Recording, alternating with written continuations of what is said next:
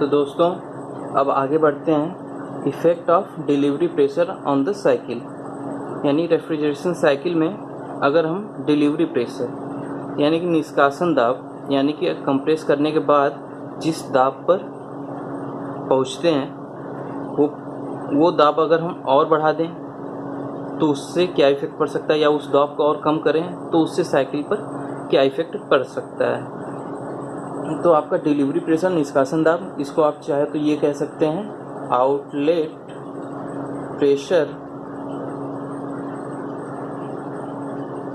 ये कह सकते हैं, या फिर आप इसे आउटपुट प्रेशर, ठीक, ऐसा नाम भी दे सकते हैं, ठीक है, यानी कि इंड प्रेशर,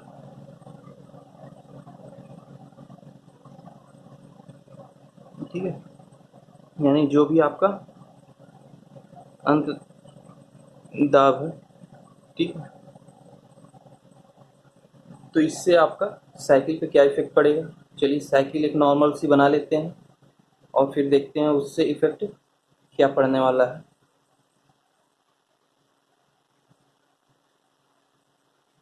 तो साइकिल आपकी कुछ इस तरीके से होगी।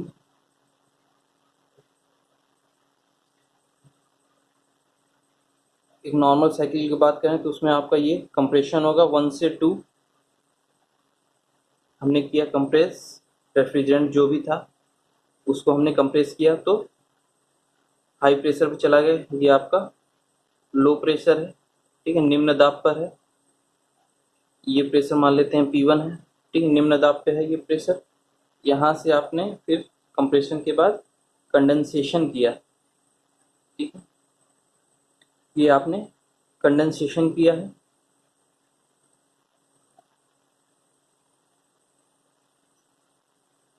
यानी कि आपने यहाँ पे वेपर रेफ्रिजरेंट जो था आपने उसको ठंडा करते करते आपने लिक्विड रेफ्रिजरेंट पे लिया है, अब लिक्विड फॉर्म में आ गया है।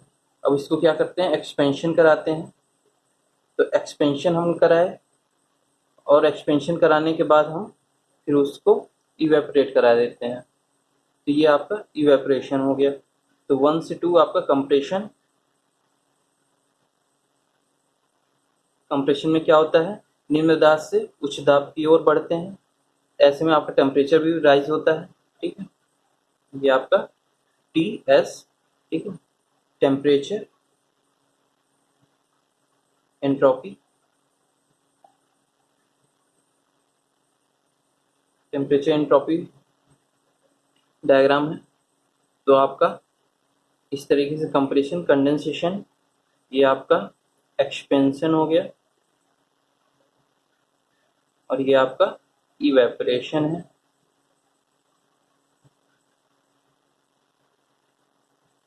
ठीक है, तो ये आपका इस तरीके से ये साइकिल की नॉर्मल।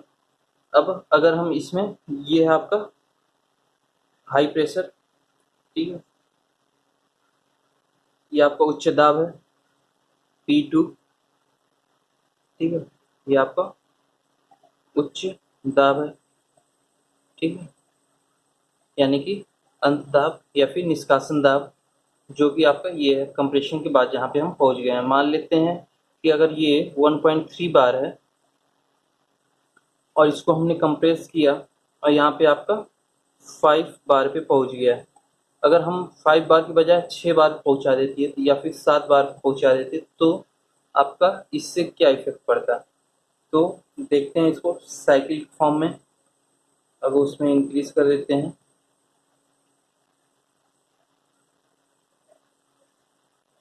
आपका ये पुराना साइकिल है,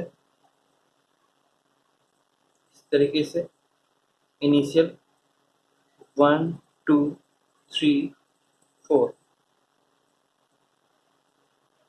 ये आपका delivery pressure, constant pressure line है, ठीक है, इस तरीके से, ठीक है, P2 लाइन कांस्टेंट है यहाँ पे प्रेशर पूरा।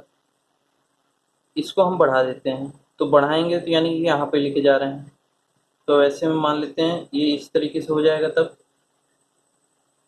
मान लेते हैं 1 डैश से 2 डैश ये हुआ, और फिर यहाँ से जब हम कंडेंसेशन करेंगे तो वो कुछ इस तरीके से होगा, और यहाँ से जब हम इवेपोरेशन करेंगे तो वो कुछ इस तरीके से होगा, ठीक है। और फिर यहाँ से ये आपका एक्सपेंशन हो गया, तो 1 से 2 डैश, 2 डैश से 3 डैश, 3 डैश से 4 डैश, ठीक है, ये हो गया। तो अब ऐसे में आप देख रहे हैं इससे इफेक्ट क्या पड़ा, यानी कि हम प्रेशर को और इंक्रीज कर रहे हैं। प्रेशर को हम जो पहले P2 था हमने इसको P2 डैश तक ले गए, ठीक है। तो ऑन इंक्रीजिंग डिलीवरी प्रेशर, ठीक है, यानी कि निष्कासन दाब बढ़ा देने पर क्या होगा आपका। अब आप इसमें देखेंगे कि ये जो है ये इंक्रीज हो गया है, ठीक है। अब ये क्या दर्शा रहा है आपका, पहले ये था आपका वर्क डन, कंप्रेशन वर्क था 1 से 2, अब वो क्या हो गया 1 डैश से 2 डैश, ठीक है। अब 1 डैश से 2 डैश ये आपका ज़्यादा है, देख रहे हैं, ठीक है, जो 1 से 2 था, यानी कि आपका ज़्यादा है, यानी कि क्या हो गया, आप जब डिलीवरी प्रेशर इंक्रीज किए तो कंप्रेशन वर्क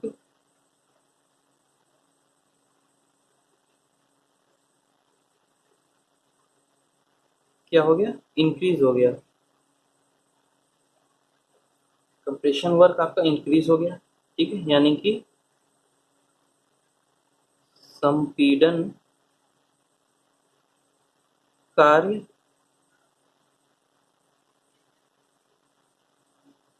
बढ़ जाता है।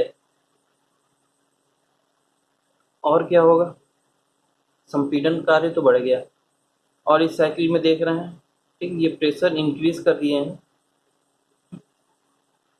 तो वैसे में देख रहे हैं पहले ये था, यहाँ से ये था 1 से 4, और अब क्या है 1 डैश से 4 डैश, तो आप यहाँ पे देख रहे हैं 1 डैश 4 डैश से 1 डैश, ये क्या है आपका कम है बजाय 4 to 1 के, जो 4 to 1 के कंपैरिजन में ये कम है, ठीक है।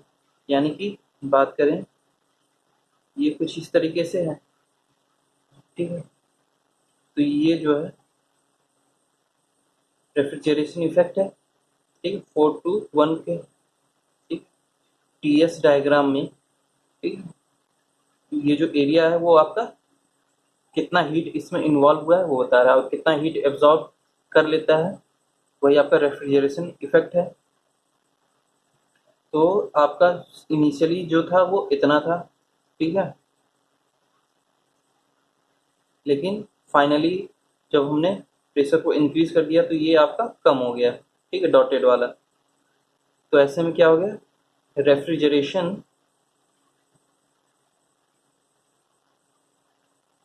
इफेक्ट क्या हो गया, डिक्रीज हो गया, ठीक है। पहले जो आपका ये था अब वो कम होके इतना हो गया। अब थर्ड पॉइंट की बात कर लेते हैं। तो थर्ड पॉइंट में आपका आता है COP। अब COP की बात कर लेते हैं। तो COP आपका होता क्या है, रेफ्रिजरेशन इफेक्ट प्रशीतन प्रभाव अपॉन वर्क डन, ये होता है। तो अब नए साइकिल के लिए आपका क्या हो जाएगा, जब प्रेशर हमने बढ़ा दिया तो उसके लिए रेफ्रिजरेशन इफेक्ट अपॉन में वर्क डन, तो आपका रेफ्रिजरेशन जो था वो आपका क्या हो गया, वो कम हो गया। जब हमने प्रेशर इंक्रीज़ किया, डिलीवरी प्रेशर बढ़ा दिया, तो ऐसे में क्या हो गया, रेफ्रिजरेशन इफेक्ट क्या हो गया, कम हो जाता है। और क्या होता है, कंप्रेशन वर्क बढ़ जाता है, यानी कि ये जो होता है ये आपका कम हो गया, और ये आपका बढ़ गया। ठीक है, तो ऐसे में क्या होगा, मान लेते हैं अगर ये 4/5 है, ठीक है, अगर हमने इसको कम कर दिया, इसको 3 कर दिया, इसको बढ़ा दिया 6 कर दिया, तो ऐसे में क्या होगा, ये फैक्टर क्या होगा, छोटा हो जाएगा। ठीक है, यानी कि इसकी वैल्यू क्या होगी, 0.8 होगी और इसकी वैल्यू क्या हो जाएगी, 0.5, यानी कि COP कम हो गई, यानी कि COP डैश जो होता है वो कम हो जाएगा।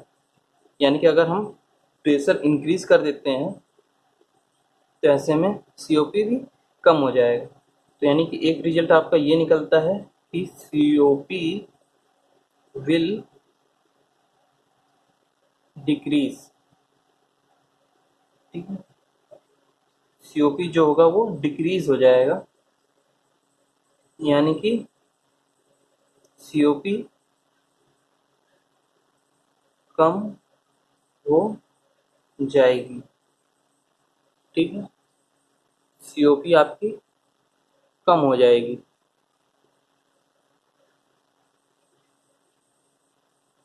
तो आपका ये 3 रिजल्ट आपको इस साइकिल के दौरान आपको मिल गए।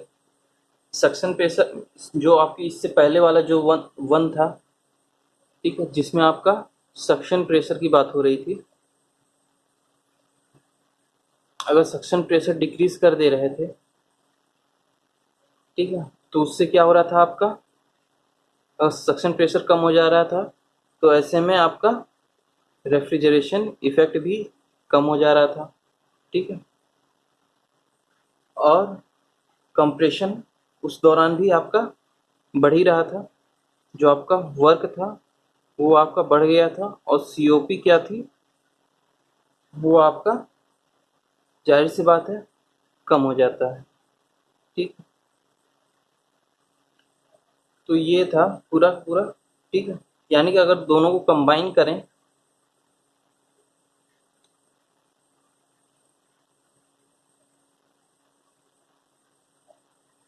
यानी कि अगर साइकिल में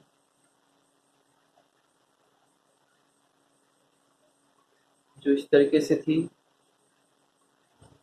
1 से 2 कंप्रेशन, कंप्रेशन, कंडेंसेशन, 2 से 3, फिर उसके बाद एक्सपेंशन, एक्सपेंशन के बाद आपका इवेपरेशन।